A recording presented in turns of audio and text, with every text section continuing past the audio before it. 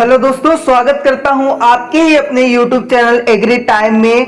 दोस्तों, IGKV university ने एक नया नोटिस जारी किया है और इस नोटिस में कुछ जो महत्वपूर्ण जो बिंदु है उसमें इन्होंने बदलाव कर दिए हैं, जैसे कि प्रोविजनल मेरिट लिस्ट जो कि अब हट गया है। साथ ही साथ कुछ और जो इम्पोर्टेंट जो बिंदु है, जो महत्वपूर्ण पॉइंट्स हैं, उस पर इन्होंने बदलाव किए हैं। तो सबसे पहले हम उसी को जानेंगे कि कौन सा ऐसा जो पॉइंट है उसको इन्होंने संशोधित किया है, और जो नया जो शेड्यूल, जो इवेंट्स होने वाले थे उनका जो नया शेड्यूल जो इन्होंने जारी किया है उसके बारे में भी हम यहाँ पर क्या करेंगे, चर्चा करेंगे। ठीक है, तो सबसे पहले तो मैं आपको जो पॉइंट्स इन्होंने बदले हैं उसकी ओर लेके चलता हूं। तो यहाँ पे आप देख सकते हो, फर्स्ट यहाँ पे ए में लेके चलता हूं। तो यहाँ पे आप देखिए, बहुत सारे स्टूडेंट मुझसे ये पूछते रहते हैं कि डीवीसी में हमें क्या लेके जाना है, क्या क्या एकदम से मतलब कि हमें लेके जाना ही है, एकदम रिक्वायरमेंट है उसकी। तो फर्स्ट तो आपका डोमिकल सर्टिफिकेट है, इसके बिना आपका जो काउंसलिंग है वो संभव नहीं है। सेकेंड है 10वीं का मार्कशीट, और थर्ड में है 12वीं का मार्कशीट ओरिजिनल। ठीक है ना, तो ये तीनों बहुत ही ज्यादा इंपॉर्टेंट है आपका डीवीसी के लिए, डॉक्यूमेंट वेरिफिकेशन के लिए। ओके, और यहाँ पे साफ साफ इन्होंने लिख दिया है आईजीकेवी ने कि इन दस्तावेजों की अनुपस्थिति में अभ्यर्थी काउंसलिंग की किसी भी चरण में भाग नहीं ले सकते या नहीं ले पाएंगे, अर्थात काउंसलिंग की संपूर्ण जो प्रक्रिया है उससे वो क्या हो जाएंगे, बाहर कर दिए जाएंगे। तो ये तीनों जो डॉक्यूमेंट है आपका बहुत ही ज्यादा इंपॉर्टेंट है। ओके, चलिए आगे बढ़ते हैं। यहाँ पे आप देख सकते हो बी पॉइंट में बोल रहे हैं कि यदि अभ्यर्थी के बिंदु क्रमांक ए, जैसे कि डोमिकल सर्टिफिकेट 10वीं 12वीं का मार्कशीट हो गया, तो अगर ये दस्तावेज परीक्षण हो जाता है तब की स्थिति में जो दूसरा दस्तावेज है, जैसे कि हो गया आपका कौन कौन सा, तो जैसे आपका कृषक सर्टिफिकेट हो गया, इनकम सर्टिफिकेट हो गया। ठीक है, तो ये सब चीज जो है वो यहाँ पे वेरीफाई कराया जाएगा। तो मान लो अगर वर्ग ओबीसी, एससी और एसटी, अगर इसमें से अगर है आप और आपने अपना जो डॉक्यूमेंट नहीं दिया है, तो अब की स्थिति में आपका परिवर्तन कौन से श्रेणी में कर दिया जाएगा, तो आपको ओसी में डाल दिया जाएगा। ओके, और अगर आपने श्रेणी एफ के, एफ एफ या फिर प्रीमेटिव, ट्रिप्स या ईएक्सएस से हैं, तो ये सभी में अगर है और आपने प्रस्तुत नहीं किया तब आपको श्रेणी एक्स में डाल दिया जाएगा। मतलब कि कोई भी आप श्रेणी में नहीं हो, जैसे आपका कृषक सर्टिफिकेट हो गया, नक्सल इफेक्टेड हो गया, तो ये सब में अगर आप पीएच हो तो आपको नील कर दिया जाएगा, नक्सल इफेक्टेड फैमिली से हो तो आपको नील कर दिया जाएगा, ये यहाँ पे बोला जा रहा है। ठीक है, चलिए ये तो बात हो गई हमारे दस्तावेजों की। आगे यहाँ पे तीसरा नंबर का बिंदु में देखिए क्या बोला जा रहा है, बिंदु क्रमांक 19 को निम्न प्रकार से पढ़ा जाए। तो यहाँ पे प्रोविजनल मेरिट लिस्ट है। मैंने जैसे ही बात किया, सबसे पहले वीडियो शुरू किया तो मैंने बात किया प्रोविजनल मेरिट रैंक जो है या लिस्ट जो है। तो यहाँ पर इन्होंने बोला है, आवेदन पत्र के परीक्षण के पश्चात विश्वविद्यालय द्वारा नियमानुसार सभी अभ्यर्थियों हेतु मेरिट रैंक दिया जाएगा, जिसके आधार पर ही सभी चरणों की जो सीटें हैं, सभी चरणों की जो काउंसलिंग होगी, इसमें जो सीटें हैं उनका क्या किया जाएगा, आवंटन किया जाएगा। अभ्यर्थी जो है वो मेरिट रैंक और जो अन्य जो जानकारियां हैं उसको आईजीकेवी के जो वेबसाइट है उसमें अपना जो रजिस्ट्रेशन आईडी है और डेट ऑफ बर्थ जो है उसके थ्रू वहां पे लॉगिन करके समस्त जो जानकारियां हैं उसको प्राप्त कर पाएंगे। ओके, तो वहां पे आपको डायरेक्ट शो हो जाएंगी। आगे यहाँ पे फोर्थ नंबर पॉइंट में देखिए, यहाँ पे इन्होंने बोला है कि बिंदु क्रमांक 20 को निम्न प्रकार से पढ़ा जाए। यहाँ पे आपका दावा आपत्ति वाला जो था, जो 20 नंबर में था बिंदु क्रमांक, तो उस पर यहाँ पे कुछ संशोधन किए गए हैं, जैसे कि आवेदन पत्र के ऑनलाइन परीक्षण के पश्चात अभ्यर्थी निर्धारित तिथि के मध्य दावा आपत्ति हेतु ऑनलाइन आवेदन कर सकते हैं।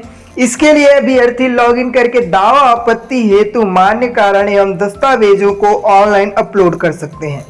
निर्धारित तिथि के पश्चात किसी भी प्रकार की दावा आपत्ति जो है वो इनके द्वारा स्वीकार नहीं की जाएगी।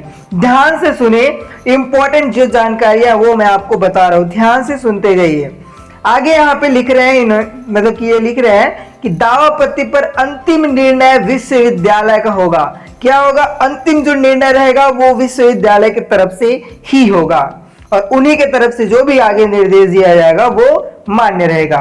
किसी भी स्थिति में दस्तावेज गलत पाए जाने पर प्रवेश जो है वो तुरंत ही निरस्त कर दिया जाएगा एवं विश्वविद्यालय के नियमानुसार आप पर जो कार्यवाही है वो की जाएगी। गलत दस्तावेज के आधार पर प्रवेश लेने वालों की जो फीस है उसे भी वापस नहीं किया जाएगा।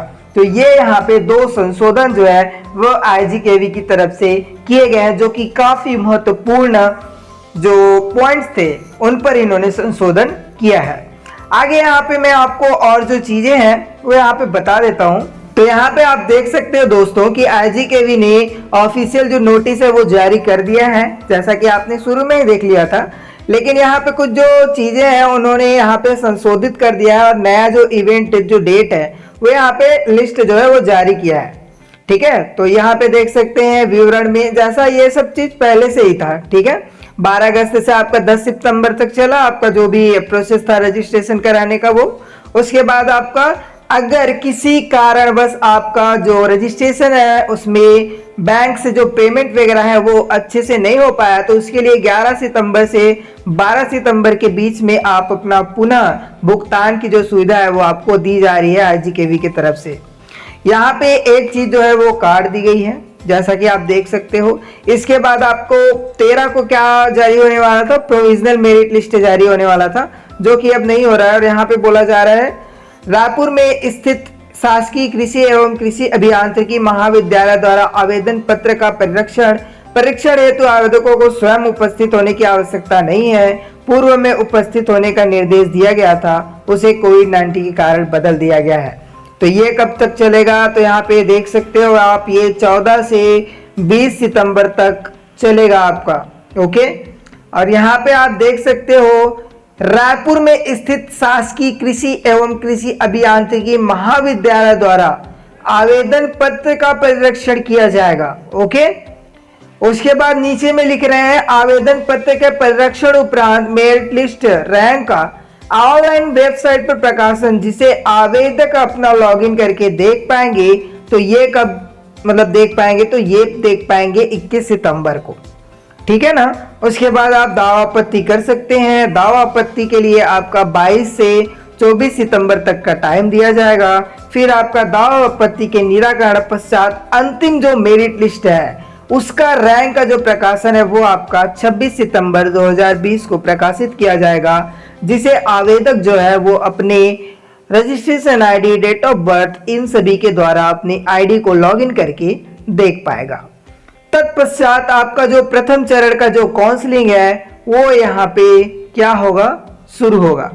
तो प्रथम मेरिट सूची के आधार पर जो सीट एवं महाविद्यालय का जो आवंटन किया जाएगा वो किया जाएगा 28 सितंबर 2020 से। ठीक है। उसके बाद क्या होगा, उसके बाद जैसे कि आप नीचे पढ़ते जाओगे तो ये वही चीजें हैं, ये सब जो कि पहले नोटिफिकेशन में था। अगर ये वाला नोटिफिकेशन का आपको अगर ये चाहिए पीडीएफ वगैरह तो आप डिस्क्रिप्शन बॉक्स से एक बार जरूर चेक कर लेना। मैं वहां पे ये जो नोटिफिकेशन आया है इसको डाल दूंगा, वहां से आप डाउनलोड करके और अच्छे तरीके से बारीकी तरीके से इसको समझ सकते हो कि ये जो है क्या कहना चाह रहे हैं आईजीकेवी वाले। ठीक है। तो आशा करता हूँ ये नोटिफिकेशन की जो वीडियो मैं लेके आया आपके लिए ये आपको हेल्पफुल लगी होगी। तो इसी के लिए प्यारा सा एक लाइक दीजिएगा वीडियो को और शेयर कीजिएगा अपने जितने भी सीजीपीएटी के फ्रेंड्स हैं उन तक। जय जवान जय किसान दोस्तों।